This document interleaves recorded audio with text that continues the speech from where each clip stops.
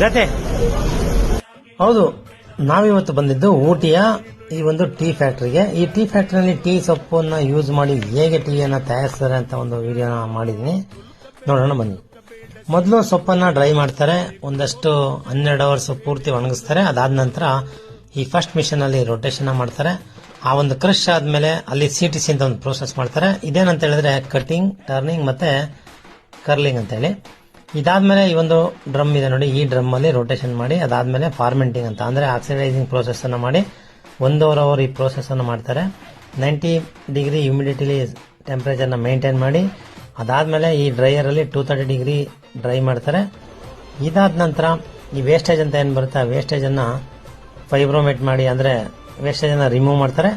ಅದಾದ್ಮೇಲೆ ಈ ಒಂದು ಕ್ವಾಲಿಟಿ ಅಂದ್ರೆ ಗ್ರೇಡ್ 1 ಕ್ವಾಲಿಟಿ ಅದೆಲ್ಲ ಸಪರೇಟ್ ಆಗಿ ಪ್ಯಾಕಿಂಗ್ ಮಾಡಿ ಈ ಫೈನಲಿ ಬೇರೆ ಬೇರೆ ಸೈಜ್ ಅನ್ನ ಪ್ಯಾಕಿಂಗ್ ಮಾಡಿ ಬೇರೆ ಬೇರೆ ಟೇಸ್ಟ್ ಅನ್ನ ಕೊಡ್ತಾರೆ. ಈ ಒಂದು ಓಮುಡ್ ಟೀ ಫ್ಯಾಕ್ಟರಿನಲ್ಲಿ ನಾವು ವಿಸಿಟ್ ಆಗಿದ್ವಿ, ತುಂಬಾನೇ ಚೆನ್ನಾಗಿತ್ತು.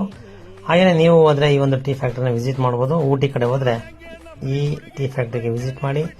ಅದಾದ ನಂತರ ಎಲ್ಲರೂ ಕೂಡ ಟೀ ಮತ್ತೆ ಅಲ್ಲಿ ಎಲ್ಲ ಸಿಗುತ್ತೆ, ಹೋಮ್ ಮೇಡ್ ಚಾಕ್ಲೇಟ್ಸ್, ಟೀ ಎಲ್ಲ ಸಿಗುತ್ತೆ, ಎಲ್ಲವನ್ನು ಕೂಡ ಪರ್ಚೇಸ್ ಮಾಡ್ಕೊಂಡು ಬರ್ಬೋದು.